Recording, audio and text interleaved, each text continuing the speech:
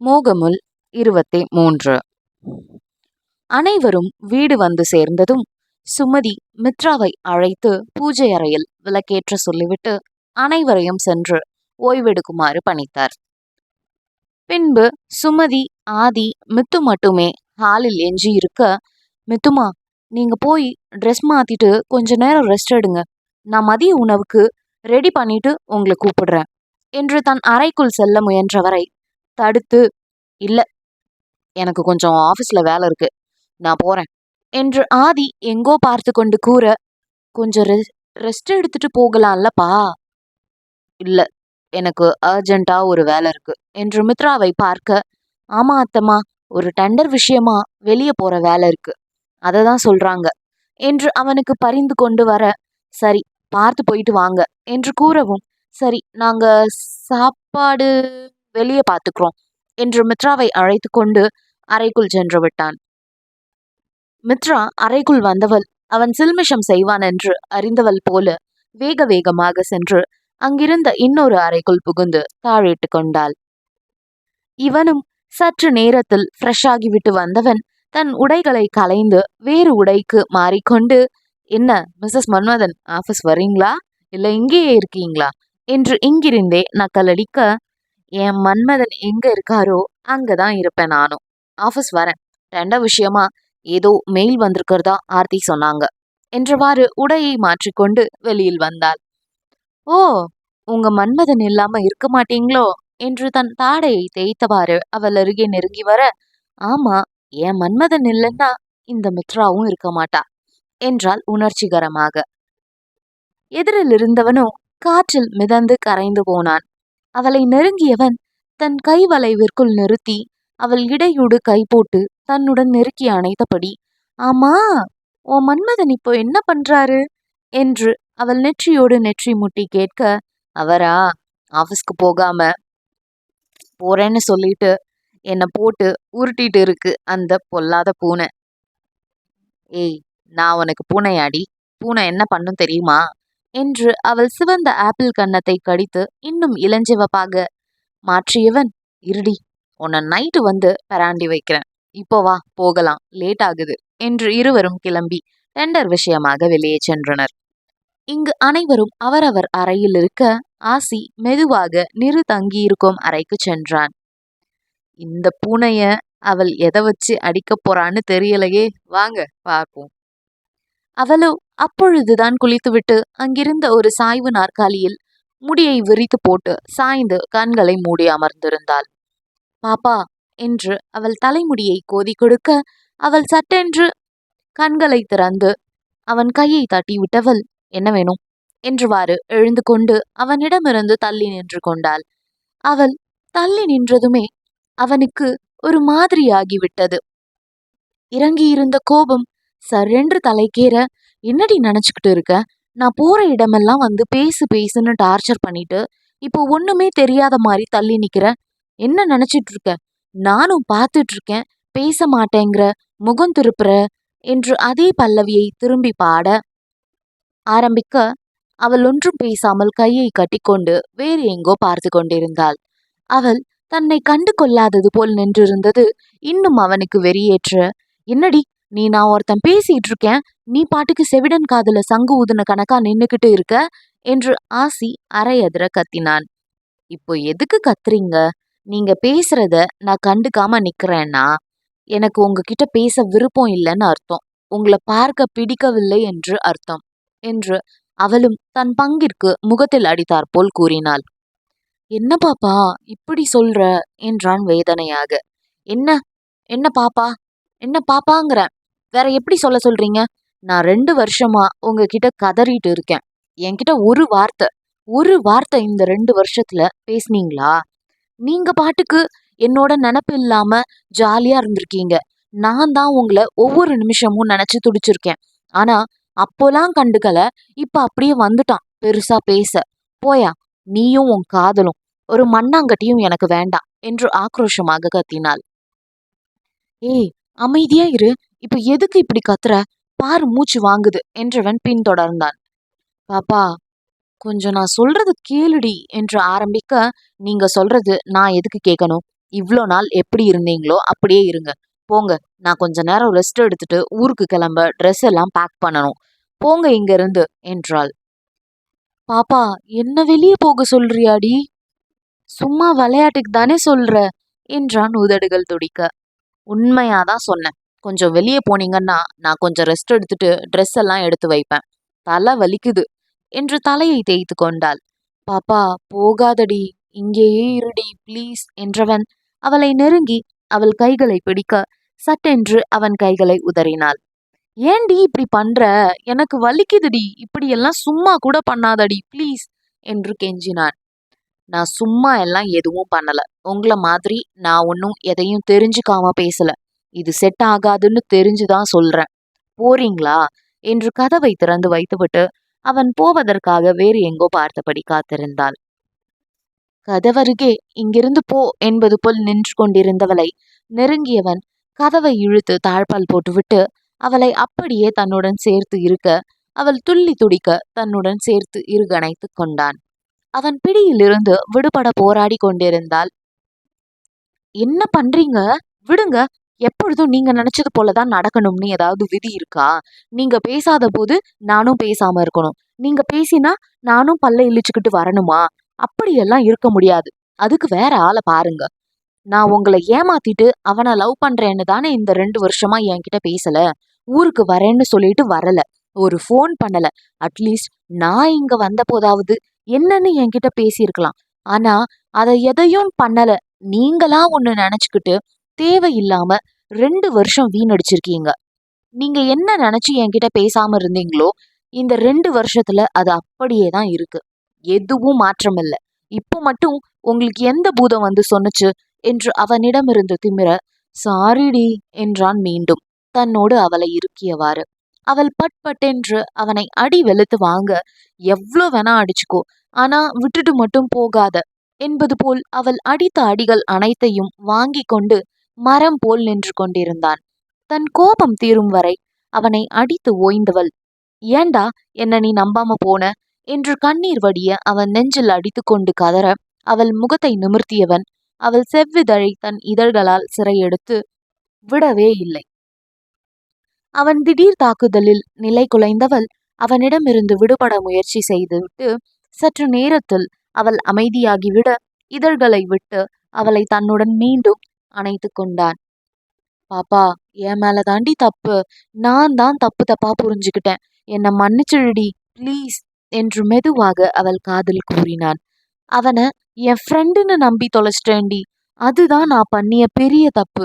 உன்னை ஏன் நம்பாம போனேன்னு எனக்கே தெரியலடி. எப்படி என்னோட நிரு பாப்பாவை நானே நம்பாம போயிட்டேன்னு இந்த 2 வருஷத்துல எத்தனை நாள் தூக்கம் தொலைச்சிருக்கேன் தெரியுமா? நான் சிங்கப்பூர் போயிட்டு வரேன்னு சொல்லிட்டு போனவன் திரும்ப வீட்டுக்கு வரவும் அண்ணா பார்த்துட்டு கேட்கவும் நான் எல்லாத்தையும் ஒண்ணு விடாம சொல்லிட்டேன்.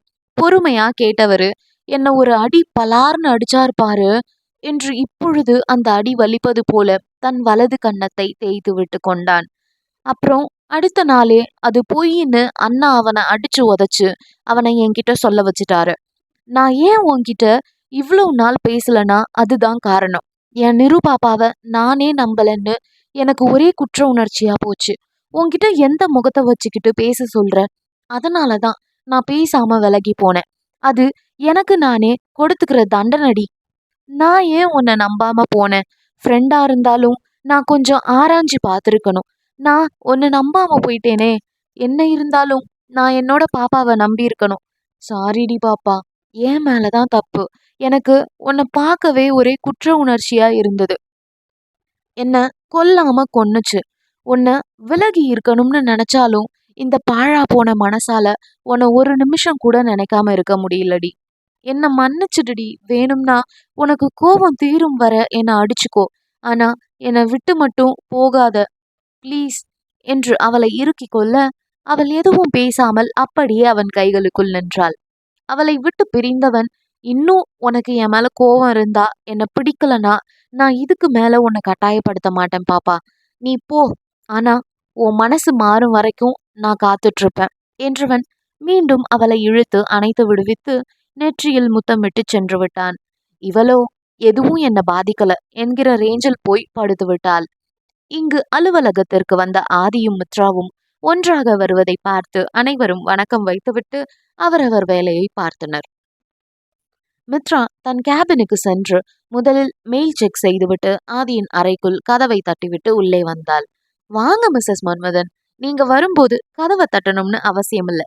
நீங்க தான் மன்மதனோட பொண்டாட்டியாச்சே என்று சிரித்தபடி கூறியவனிடம், சார் இந்த டெண்டர் பற்றி என்று நிறுத்த அவள் பதட்டத்தை கண்டவன், அந்த டெண்டர் நமக்கு தான் மித்ரா கிடைக்கும், ஏன் இவ்ளோ பதட்டம் என்றவன் அவள் அருகில் வர, சார் இன்னைக்கே அந்த கான்ட்ராக்ட் சைன் பண்ண போறாங்களாம். அதுக்கு என்ன மித்ரா, வாங்க கிளம்பலாம், நமக்கு தான் அது கிடைக்கும் என்று கூலாக கூற, இல்ல சார் இன்னும் 4 இருக்கு, பட் ஏன் இவ்ளோ சீக்கிரம் வைக்கிறாங்கன்னு எனக்கு குழப்பமா இருக்கு என்று கூற, ஒண்ணும் இல்ல, இப்ப எதுக்கு பதட்டப்படுறீங்க, வாங்க போகலாம் என்று அவளையும் கூட்டிக் கொண்டு அந்த டெண்டர் நடக்கும் அலுவலகத்திற்கு சென்றான். அங்கு அனைத்து தொழிலதிபர்களும் இருந்தனர். அங்குதான் அவனும் அமர்ந்திருந்தான். அவன் ரகுவீர், ராகவன் இண்டஸ்ட்ரீஸ் உடைய ஒரே வாரிசு. அவன் அமர்ந்திருக்கும் பக்கத்து வரிசையில் ஆதியும் மித்ராவும் வந்து அமர்ந்தனர். அவர்கள் வந்ததை அறிந்ததும் அவனோ ஏளனமாக பார்த்து இருவரையும் பக்கத்தில் அமர்ந்திருந்த தன் சக தொழிலதிபர் ஒருவரிடம், புதுசா கல்யாணம் ஆனவங்களுக்கு இங்க என்ன வேலை? ஓ சாரி சாரி, அதெல்லாம் நார்மல் ஜோடிக்கு தானே, இவங்களுக்குத்தான் அந்த மாதிரி எதுவும் செய்ய முடியாதுல்ல என்று ஏளனமாக கூற, ஆதி அதனை கேட்டதும் ரௌத்ரமானான். மித்ராவின் காதிலும் விழவே ஆதி எழப்போக, சார் அமைதியா இருங்க என்று அவனை தடுத்தாள். ரகுவீர் சும்மா இல்லாமல், பொம்மை கல்யாணம் பண்றதுக்கு எதுக்கு பண்ணணும், அங்கதான் ஒண்ணு வேலை செய்யாது, எதுக்கு இந்த பில்டப்பு என்று நக்கலாக கூறவும் மற்றவரும் அதற்கு சிரிக்க, ஆதி எழுந்து அவனை அடிக்க பாயவும், சார் என்ன பண்றீங்க என்று அவனை இழுத்து பிடித்தவளிடமிருந்து திமிர அவளால் சமாளிக்கவே முடியவில்லை. அத்தான் கொஞ்சம் அமைதியா இருங்க, டெண்டர் முடியட்டும், அது வரைக்கும் கொஞ்சம் அமைதியா இருங்க. விடுடி, என்ன அவன் என்னவெல்லாம் பேசுறான், நீயும் கேட்டுட்டு தானே இருக்க என்று எகிர, டெண்டர் அனௌன்ஸ் பண்ண போறாங்க, கொஞ்சம் அமைதியா இருங்க அத்தான் என்றால் பொறுமையாக. அப்போ அது வரைக்கும் அவன் அசிங்கமா பேசுவான், என்னை பார்த்துட்டு அமைதியா இருக்க சொல்றியா என்று வேங்கையாக சீர, ஐயோ அத்தான், நான் வந்து உங்களை அமைதியா தான் இருக்க சொன்னேன், அடங்கி எல்லாம் போக சொல்லல, கொஞ்சம் இருங்க, டெண்டர் அனௌன்ஸ் பண்ணட்டும், யாருக்கு கிடைக்குதுன்னு என்று பார்க்கலாம். இப்போ நீங்க கோவப்பட்டீங்கன்னா நம்மள வெளியே போக சொல்லிடுவாங்க, அதுக்காகத்தான் அவர் ட்ரை பண்றாரு, அதை ஏன் புரிஞ்சுக்க மாட்டேங்கிறீங்க, கொஞ்சம் அமைதியா இருங்க, நம்ம டெண்டர் அனௌன்ஸ் பண்ணின பிறகு பார்த்துக்கலாம். சற்று நேரத்தில் ஆதிரனுக்கு அந்த ப்ராஜெக்ட் கிடைத்துவிட ரகுவீர் கொதித்தெழுந்தான். எப்படி எப்படி அவனுக்கு கிடைக்கலாம், கூடவே கூடாது, இப்போ வந்தவனுக்கெல்லாம் கிடைக்க கூடாது என்று யோசித்து கொண்டே அங்க பார்க்க மித்ரா ஆதியிடம், கங்க்ராச்சுலேஷன்ஸ் அத்தா, சூப்பர், நமக்கே கிடைச்சிருச்சு என்று குதூகலமாக ஏதோ பேசி சிரித்து கொண்டிருந்தார்கள். அதனை பொறுக்க மாட்டாதவன் அவர்களை நெருங்கி அவளை மேலும் கீழும் பார்த்து, என்ன மேடம், ஆதிக்கு முடியலன்னா சொல்லுங்க, நான் வரேன், சின்ன வயசு வேற, ஆசை இருக்கத்தானே செய்யும் என்று பல்லிழுக்க, ஹவு டேர் யூ பஸ்ட் என்று அவனை ஓங்கி மிதித்து கீழே தள்ளி அவனை நைய புடைத்தெடுத்து விட்டான். அங்கிருந்தவர்கள் அவனை விலக்கி தள்ளுவதற்குள் பெரும்பாடு பட்டனர். விடுங்க, இவனை இன்னைக்கு கொல்லாம விட மாட்டேன், விடுங்க என்று தன்னை பிடித்திருந்தவர்களிடமிருந்து விடுபட்டவனை, அத்தான் போதும் விடுங்க போகலாம் என்று அணைத்து கொண்டாள் மித்ரா. ஹே பியூட்டி, கவுண்ட் யோர் டேஸ், நீ எனக்கு தான் என்றவனின் குரலை கேட்ட மித்ராவிற்கு உள்ளூர குளிரெடுக்க, மீண்டும் அவன் மீது பாய்ந்த ஆதியை பிரித்தெடுத்து வீட்டிற்கு அழைத்து வருவதற்குள் களைத்து போனாள். மோகமுல் தீண்டும். மோகமுல் 24. ஏன் தான் இப்படி பண்றீங்க, அந்த சார் தான் எப்பொழுதும் ஏதாவது தேவையில்லாத வேலை தான் பண்ணுவாருன்னு உங்களுக்கு தெரியும் தானே, எதுக்கு இவ்வளவு கோவம், அடிதடி எல்லாம் அவர் தான் ரவுடி மாதிரி பிஹேவ் பண்றாருன்னா நாமும் ஏன் அவர் லெவலுக்கு இறங்கி சண்டை போடணும், அது வெளிப்பார்வைக்கு நம்ம இன்னும் குறைத்து காட்டும் இல்லையா என்று அறிவுறுத்தினாள். அவன் என்ன சீண்டிக்கிட்டே இருக்கான் மித்ரா, நானும் எவ்வளவுதான் பொறுத்து போறது, இவன் மீண்டும் மீண்டும் என்கிட்ட வந்து மோதிரத்தை பார்த்தா எனக்கு என்னவோ ஆக்சிடென்ட் நடந்ததுக்கும் இவனுக்கும் சம்பந்தம் இருக்கிற மாதிரி எனக்கு தெரியுது, அவன்னு மட்டும் எனக்கு தெரியட்டும், அப்புறம் இருக்கு அவனுக்கு என் கையால தான் சாவு என்று கர்ஜிக்க, அதனை கேட்டு கொண்டிருந்த மித்ராவும் அவன் சொன்ன விஷயத்தில் சிலையாகி போனாள். ஒருவேளை அந்த ரகுவீர் தான் அத்தானோட ஆக்சிடென்ட்டுக்கு காரணமா என்று யோசிக்கவே அவளுக்கு உடலெல்லாம் வேர்த்து விட்டது. அவள் உறைந்து போய் அமர்ந்திருந்ததை பார்த்த ஆதி, மித்ரா என்னடி, என்ன ஆச்சு? அவளது கன்னத்தை தட்டி நினைவு கொண்டு வர அவன் முகத்தை தன் கையால் வருடி கண்கள் கலங்க, அத்தான் வேண்டாம், இந்த சண்டை அடிதடி எல்லாம் எதுவும் வேண்டாம். நீங்க எனக்கு எப்பொழுதும் வேணும். அவன் கூட நமக்கு சண்டையெல்லாம் வேண்டாம் ப்ளீஸ் என்று ஆதியின் கையை பிடித்து கொண்டு கெஞ்ச, ஹே மித்ரா, இப்ப என்ன ஆச்சுன்னு இதுக்கு போய் அழுகிற? ஒன்னும் இல்ல, அவனால என்ன ஒன்னும் பண்ண முடியாது. அன்னைக்கு கார்ல பிரேக் பிடிக்கல, அதான் ஆக்சிடென்ட் ஆச்சு. நான் சும்மா ஒரு சந்தேகம் இருக்குன்னு தான் சொன்னேன். அதுக்கு ஏன் இவ்ளோ ஃபீல் பண்ற? விடு, சில் பேபி என்றவன் அவளை அணைத்து கொண்டான். அவளை அணைத்தவனது உடலோ உள்ளுக்குள் கனன்ற கோபத்தில் நடுங்கியது. அதனை உணர்ந்தவள், அத்தான் நீங்க இப்போ ஓகே தானே என்றாள் பரிவுடன். நீங்க இந்த பக்கம் வாங்க, கார் ஓட்ட முடியாது இந்த நிலைமையில என்றாள் கனிவாக. அவள் சொல்வதுதான் தனக்கும் சரியென்று படவே பக்கத்து இருக்கைக்கு தாவியவன், ஆமா, நான் இப்போ இருக்கிற டென்ஷன்ல கார் ஓட்ட முடியாது, நீயே ஓட்டு என்று கண்களை மூடி இருக்கையில் சாய்ந்து கொண்டான். அவனை கண்டு வேதனையுற்றவள், அத்தான் வீட்டுக்கு போகவா என்று கேட்டாள். தன் மனதை அறிந்து செயல்படும் அவளை நினைத்து மனம் நெகிழ்ந்தவன் சரி என்று அவள் பக்கமாக சாய்ந்து அவள் தோளில் சாய்ந்து கொண்டான். வீட்டிற்கு வந்தும் அப்பொழுதும் எழாமல் கண்கள் மூடி இருந்தாலும் அவன் கருவிழி அங்குமிங்கும் அலைபாயுவதை கண்டு கொண்டவள் அவன் மிகுந்த மன உளைச்சலுக்கு ஆளாகி இருக்கிறான் என்று அவளால் புரிந்து கொள்ள முடிந்தது. மெதுவாக அவன் தலைமுடியை வருடி விட்டவாறு, அத்தான் வீடு வந்துருச்சு, இறங்கலாமா என்று மென்மையாக கேட்க, சட்டென்று எழுந்தவன், போலாமித்ரா என்று காரிலிருந்து இறங்கியவன் அங்கு இருந்த யாரையும் கண்டுகொள்ளாமல் தன் அறைக்கு சென்று விட்டான். அவன் செல்லும் வேகத்தை பார்த்து ஏதோ சரியில்லை என்று யூகித்த சுமதி உள்ளே வந்த மித்ராவிடம், என்ன மித்துமா, ஏதாவது பிரச்சனையா, என்ன ஆச்சு என்று சரியாக யூகித்து கேட்க அவள் அங்கு நடந்த அனைத்தையும் கூறினாள். நீங்க எதுவும் கவலைப்படாதீங்க அத்தம்மா, அத்தான் பார்த்துப்பாங்க, எல்லாம் சரியாகிடும் என்று ஆறுதல் வார்த்தைகள் கூற, உடனே ஊர்மிளா, எப்படி சரியாகும்? இன்னும் எங்க ஆதிக்கு என்னவெல்லாம் கேட்கணுமோ, கடவுளே, அவன் யாருக்கு என்ன பாவம் செய்தான் என்று உண்மையான வருத்தத்துடன் புலம்ப சுமதிக்கு கண்களில் ஆறென கண்ணீர் பெருகியது. அத்தம்மா, இப்ப எதுக்கு கண் கலங்குறீங்க? ஒரு குழந்தை வந்தா எல்லாம் சரியாகிடும். நான் சீக்கிரமே இதுக்கு ஒரு முடிவு கட்டுறேன், நீங்க கவலையை விடுங்க என்று தேற்றினாள்.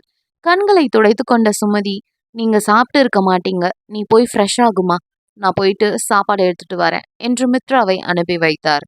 சரி என்று தங்கள் அறைக்கு வந்த மித்ரா கண்டதென்னவோ பால்கனியில் நின்று வானத்தை வெறித்து கொண்டிருந்த ஆதியைத்தான். அவன் அருகே சென்று கைகளை பிடிக்க அவளை நோக்கி திரும்பியவன், மித்ரா, நான் உனக்கு வேண்டாம் என்றான் தீர்க்கமாக.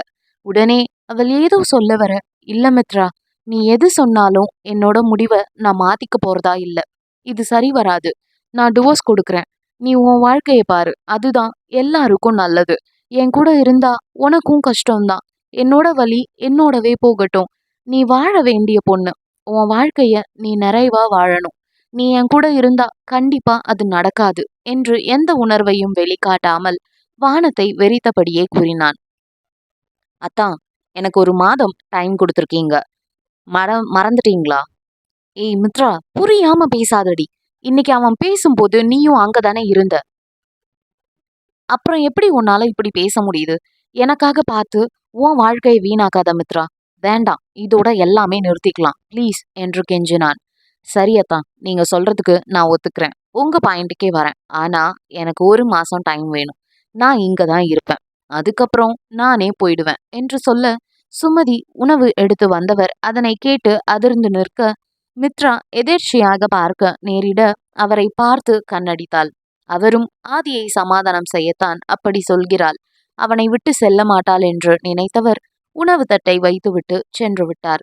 அத்தா, நீங்க அப்புறமா யோசிங்க, எனக்கு பசிக்குது, வாங்க சாப்பிட போகலாம் என்று கைப்பிடித்து இழுக்க, வேண்டாம், எனக்கு பசிக்கல என்று அதே கடினமான குரல். இப்ப எதுக்கு முகத்தை திருப்பிக்கிட்டு இருக்கீங்க? நீங்க அப்புறமா முகத்தை திருப்பிக்கோங்க, இப்ப என் கூட வந்து உட்காருங்க. நீங்க சாப்பிட வேண்டாம், ஆனா எனக்கு பசிக்குது, வாங்க என்று விடாப்பிடியாக அவனை இழுத்து கொண்டு அறைக்குள் வந்தாள். வந்தவன் கட்டிலில் சென்று அமர்ந்து கொண்டான். இவள் உணவு தட்டை எடுத்துக்கொண்டு அவனிடம் வர, எனக்கு சாப்பாடு வேண்டாம்னு சொன்னேன், உனக்கு காது கேட்கலையா மித்ரா என்று பொரிந்து தள்ள, எனக்கு காது நல்லாதான் கேக்குது, உங்களுக்கு யார் சாப்பாடு கொடுத்தா என்று சாதத்தை பிசைந்து கொண்டே அவனுக்கு பதில் கூறினாள். ஏதாவது கூட கூட பேசிக்கிட்டே இருக்காத மித்ரா, எனக்கு இரிட்டேட் ஆகுது என்று கத்திய அவன் வாயில் உணவை திணித்தாள். என்னடி பண்ற? வாயில் சாதத்தை வைத்துக்கொண்டே அவளை முறைத்தான். ஐயோ சோ கியூட்டத்தான், சாப்பிட்டு தண்ணி குடிங்க, ரொம்ப சூடா இருக்கீங்க என்று அவனுக்கு சாப்பாடு ஒரு வழியாக ஊட்டி முடித்தவள் தானும் உண்டுவிட்டு அனைத்தையும் சுத்தப்படுத்திவிட்டு வந்தாள்.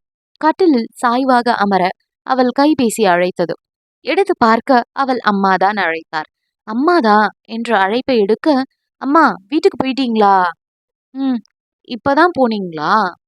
ஓ, சரி சரி. அப்பா என்ன பண்றாரு? இன்னைக்கு ஆஃபீஸ் போயிட்டு சீக்கிரமே வந்துட்டோம்மா, டயர்டா இருந்துச்சு. இன்னைக்கா? சரிம்மா, நான் அவங்க கிட்ட கேட்டுட்டு அவங்களுக்கு எந்த கமிட்மெண்ட்ஸும் இல்லைன்னா கூட்டிட்டு வரேம்மா என்று அழைப்பை துண்டித்தாள். என்ன என்பது போல் பார்த்த ஆதியிடம், மித்ரா, அம்மா இன்னைக்கு ஃப்ரீயா இருந்தா வீட்டுக்கு 2 பேரையும் வர சொன்னாங்க என்று அவன் முகம் பார்க்க, இதுக்கு மேல நான் ஆஃபீஸ் போகல, சாயங்காலம் நிரஞ்சன் ஊருக்கு கிளம்புறான், அவன் கிளம்புனதும் உங்க வீட்டுக்கு போகலாம் என்றவன், உங்க அத்தம்மா கிட்ட சொல்லிடு, நான் கொஞ்ச நேரம் தூங்குறேன் என்று நன்றாக கால் நீட்டி படுத்து கொண்டான். சரி, நான் போய் அத்தம்மா கிட்ட சொல்லிட்டு வரேன் என்று எழப்போக அவளை தடுத்து இழுத்து தன் பக்கத்தில் போட்டவன், அதெல்லாம் அப்புறம் சொல்லிக்கலாம், உனக்கு டயர்டா தானே இருக்கு, தூங்கு என்று அவள் கையில் தலை வைத்து அவளை அணைத்து கொண்டு கண்களை மூடினான். ஆனால் அவனால் உறங்க முடியவில்லை. அவன் உறங்கவில்லை என்று அவன் இப்படியும் அப்படியும் உருண்டு கொண்டே இருக்க, அவனை இழுத்து தன் நெஞ்சோடு கட்டிக்கொண்டு அவன் கேசத்தை வருடியவாறு, எதையும் நினைக்காம தூங்குங்க அத்தான் என்று வருடி கொண்டே குட்டி குட்டி முத்தங்கள் அவன் முகம் முழுக்க கொடுக்க, அடுத்த 5வது நிமிடம் உறங்கிவிட்டான். இங்கு தன் அறையிலிருந்த ஆசிக்கு இருப்பு கொள்ளவில்லை. ஒருவேளை நிரு ஊருக்கு போயிட்டா என்ன பண்றது? நோ நிரு, என்னை விட்டு போகாதடி, என்னால தாங்கிக்க முடியாது, ப்ளீஸ் என்னை மன்னிச்சிடுடி என்று மானசீகமாக அவளிடம் மன்னிப்பு வேண்டினான். என்ன நினைத்தானோ, உடனே நிரு இருந்த அறைக்குள் சென்றான். அங்கு அவளோ உறங்கிக் கொண்டிருந்தாள். அவளை நெருங்கியவன் அவளது பின்புறமாக சென்று அணைத்தபடி படுத்து கொண்டான். அவளை இறுக்கி அணைத்து கொண்டான். நிரு, எனக்கு நீ மட்டும்தான்டி, நீ வேணும்டி, நீ எனக்கு வேணும், உன்னை யாருக்கும் நான் கொடுக்க மாட்டேன், நான் அப்படி செஞ்சிருக்க கூடாது, சாரி, சரியா? இந்த மாமாவை இந்த ஒரு முறை மன்னிச்சிடுடி என் தங்கம், என் பட்டுடி நீ என்று கொஞ்சி அவள் கழுத்தில் முத்தங்கள் பல பதித்தான். அவளை அணைத்து கொண்டு கண்ணயர்ந்து விட்டான். பிற்பகல் 3 மணி இருக்கவே நிரு தூக்கத்திலிருந்து மெல்ல எழ முயற்சித்தாள். தன் இடையில் ஏதோ அழுத்தமாக உணரவும் கண்களை நன்றாக திறந்து பார்க்க வலிய கரம் ஒன்று அவளின் இடையே இறுக்கமாய் அணைத்திருந்தது. சற்று பின்னால் திரும்பி பார்க்க ஆசிதான் அவள் முதுகில் முகம் புதைத்து உறங்கவும், அவன் சீரான சுவாசத்தை கண்டு கொண்டவள் உறங்குகிறான் என்று உறுதிப்படுத்தி கொண்டு காற்றில் ஆடும் அவன் சிகையை கோதி கொடுத்து, என்னை 2 வருஷம் பாடா படுத்தி எடுத்துட்டு இப்போ ஒன்னும் தெரியாத மாதிரி வந்து சாரி கேட்டா உடனே மன்னிச்சு ஏத்துக்கணுமா? முடியவே முடியாது. எனக்கு வலிச்ச மாதிரி உனக்கும் வலிக்கட்டும், அப்போதான் இதுக்கு மேல இது மாதிரி எதுவும் செய்ய மாட்டேன் என்று அவன் மீசையை பிடித்து ஆட்ட, தூக்கத்திலிருந்து அவன் அசையவும் அப்படியே கண்களை மூடி படுத்து கொண்டாள் தூங்குவது போல. ஆசி கண் விழித்தவன் அவளை கண்டு, பாப்பா லவ் யூடி என்று நெற்றியில் முத்தம் வைக்க, ஐ ஹேட் யூ, கொஞ்சம் நீங்க எழுந்து போனா நான் ட்ரெஸ் எடுத்து வைப்பேன் என்று கூற, பாப்பா என்றவன் அவள் முறைக்கவும் சட்டென்று அவளை விட்டு எழுந்து கொண்டு தன் அறைக்கு சென்று விட்டான். அச்சச்சோ, உள்ள கண் கலங்குதே, ரொம்ப தான் ஓவரா போறோமோ தனக்கு தானே யோசித்தவள் பின், இல்ல இல்ல கரெக்டா தான் யோசிக்கிறோம் என்றவாறு தன் உடைகளை எடுத்து வைத்தாள்.